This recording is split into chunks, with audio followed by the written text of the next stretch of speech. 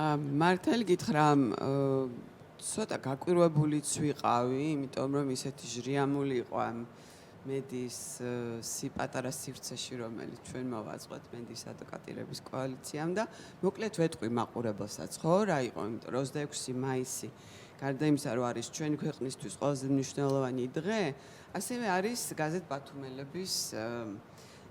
დაბადების დღე 24 წლის წინ ეთერმა და მზიამ დაარსეს გაზეთი ბათუმელები.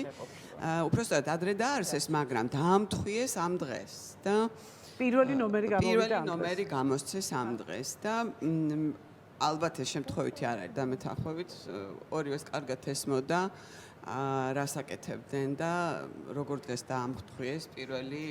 ნომრის გარეკანზე ეწერა კიდევაც გილოცავთ 26 მაისს. და გუშინ აი გამოვლელებს რუსთაველის გამზირზე თავაზობდით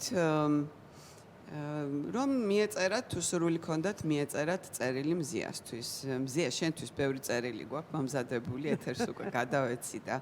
იმედია რომ მოაღწევს შენამდე რაღაცა ფორმით მაინც მოაღწევს დარწმუნებული ვარ და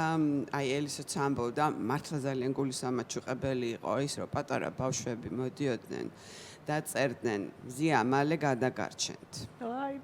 და მე არასოდეს არ დამავიწყდება იმ ბიჭის თვალები, პატარა ბიჭი რომელსაც ეს ეჭირა, გახარია ბულს და აი თვალები უბწყინავ და ახალგაზრდა ჟურნალისტები წერდნენ რომ თქვენ გავსწავლობთ გვიამაყებით. აი სრულად უცნობი ადამიანები, გამოვლელები საუკეთესო სურვილებს უგზავნიდნენ მზიას და ასე უბოდიშებდნენ რომ ვერ დაიცვეს, ვერ გადაარჩინეს. ძალიან მართლა ესეთი მომენტი იყო, მაგრამ ამით იცით რისი თქვა მინდა რომ მზიას ამბავი გაცდა პროფესიულ წრეებს. ეს არ არის მხოლოდ ჟურნალისტების სატკივარი და ჟურნალისტების სოლიდარობის საკითხი. აი მე გუშინ დავინახე ეს ჩემი თვალით, რომ სრულად უცნობი ადამიანები მართლა გულით ღელავენ მასზე, იმიტომ რომ მზია უცბად იცით როგორ იყო, არ იცნობდა ძალიან ბევრი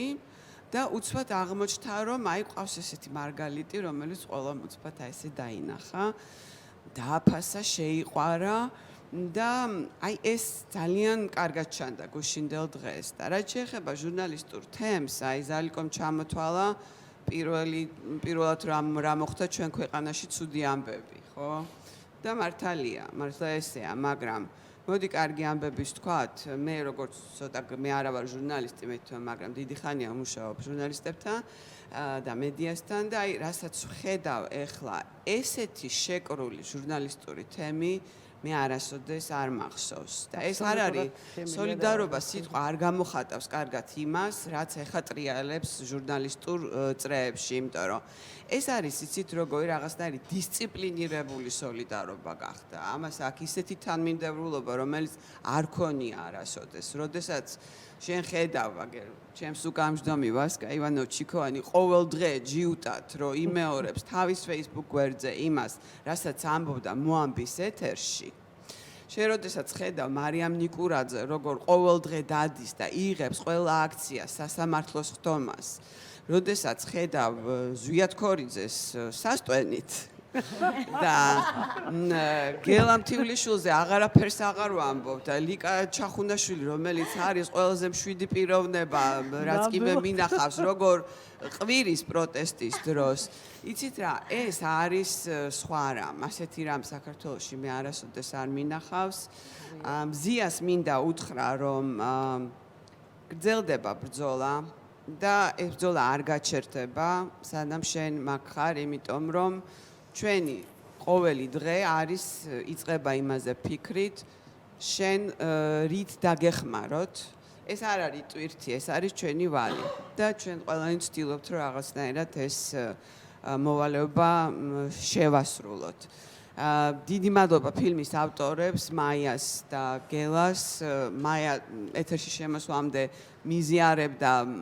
თავის ეჭვებს, რომ ნერვიულობო, რომ იქ ძალიან დიდი